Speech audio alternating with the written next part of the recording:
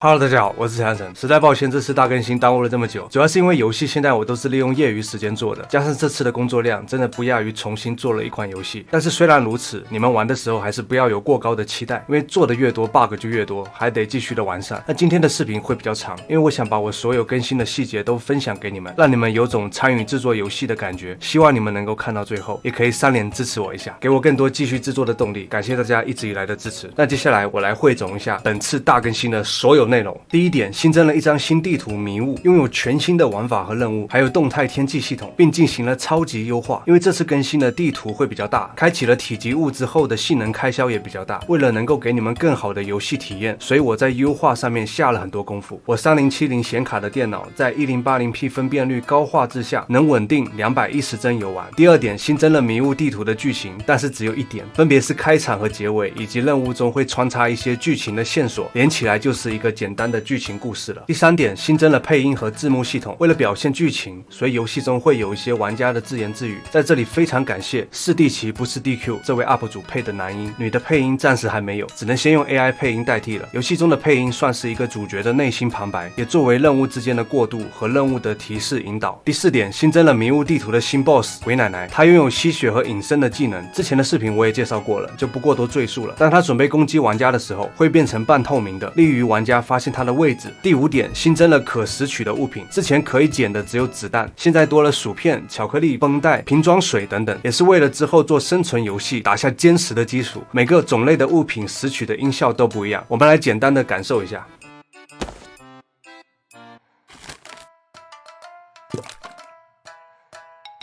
第六点，新增了交互动作。当玩家使用薯片、巧克力、绷带，这说的有点饿了之类的物品的时候，每个物品的动画都是不一样的。因为现在我还没有做饥饿值、体力值，所以使用物品之后都是统一恢复血量，只是恢复血量的数值不一样。第七点，新增了物品的生成器，场景中的物品都是随机刷新的，并且每个物品出现的概率都不一样。最稀有的是绷带，因为它能恢复最多的血量。第八点，新增了背包系统。当我们拾取到物品之后，按键盘的 P 可以打开背包，目前只有8个格子，还没有做背包的负重和丢弃，可以通过拖拽和双击的方式来使用物品。通过拖拽还可以和其他的物品来调换顺序，鼠标悬浮到物品上会有详细的描述。那你们觉得这个背包系统怎么样呢？第9点，新增了迷雾地图的专属小地图，通过鼠标滚轮可以缩放地图的大小，但是能显示的范围大小有限，没有办法查看整张地图。不过你们可以通过小地图提前发现一些补给点。第10点，新增了配电箱的交互系统，之前的配电箱查看和修复都只是长按键盘的 E 就完事了，从游戏体验上来说太敷衍了，所以我废弃了那个方案。但新的交互需要玩家先去废弃的汽车上收集保险丝，然后打开配电箱，一个一个的安装保险丝。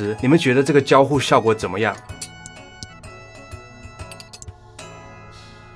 第11点，新增了丧尸生成器。在迷雾地图中，每隔一段时间会在玩家的周围生成一波丧尸来陪伴玩家，并且补给点和房子里面的丧尸不再是一开始就生成了，而是等玩家靠近之后才会生成，可以节省一点性能的开销。那第12点，新增了可以交互的门，之前的门都是直接撞开的，改成可以交互的门之后，玩家需要按键盘的 E 才能够打开或者关闭门。第13点，重新制作了 QTE 系统，之前玩家被丧尸 QTE 的时候容易卡住或者闪退，所以我把功能逻辑全部重新制作了一遍，并更换了效果更好的 QTE 的动画，我们来感受一下。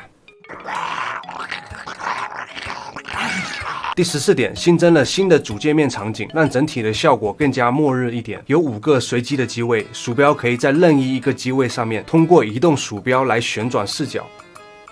第15点，新增了选择地图会自动移动的功能。迷雾地图是实际游戏的第5张地图了，地图选择界面已经放不下了，加上未来有更多的地图，所以我做了一个根据鼠标的位置自动移动地图按钮的功能，方便玩家快速的选择地图。第16点，新增了地图边界的提示，当玩家靠近地图的边界后，会出现提示警告，玩家5秒内如果不回头的话，会被传送到随机的位置。第17点，新增了武器碰撞检测功能，无论是第1人称还是第3人称，当武器要碰到墙面的时候，就会自动的把武器放下，来避免穿模的问题。那以上就是本次大更新的新增内容了，接下来是一些调整内容和最后我想说的一些话。调整部分第一点，调整了手电筒的显示方式。之前是把手电筒挂在了枪上，如果不瞄准的时候，手电筒会一直照在地上。调整之后，手电筒放在了胸上，会一直照着角色的正前方，并限制了角度，让照射的角度不会超过角色的正前方。第二点，调整了可交互物品的 UI 提示方式。当玩家距离物品一定范围内，可交互的物品会出现一个白色的圈，来提示玩家这是可以交互的。当玩家靠近后，白色的圈会变成按键提示。第三点，调整了可交互物品的读取进度条的样式。之前读取进度条的样式是一个圆圈，调整后是以键盘的 E 的图片的边缘来读取进度条的。第四点，调整了兔女郎丧尸死亡的姿势。之前兔女郎丧尸死亡是播了一个死亡的动画，那调整后则是直接开启布娃娃的效果，也不知道是哪位玩家的建议。第五点，调整了玩家死亡的视角。之前死亡的视角是直接以第三人称的机位来播放死亡动画的，调整后是以 QTE 的视角来播放死亡动画。我们来感受一下。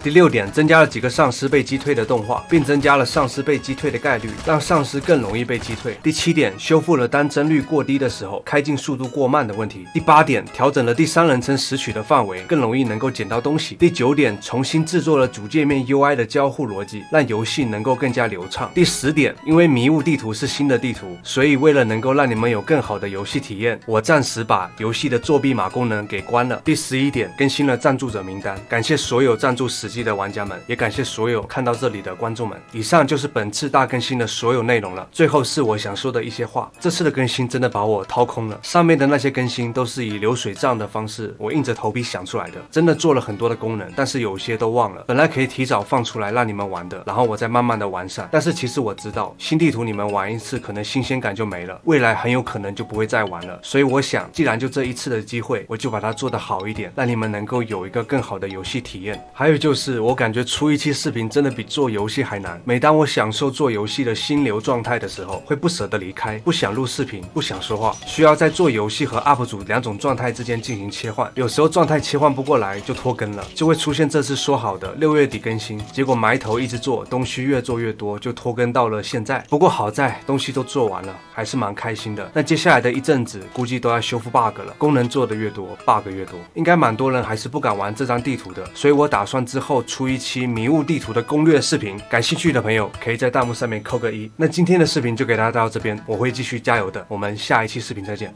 拜拜。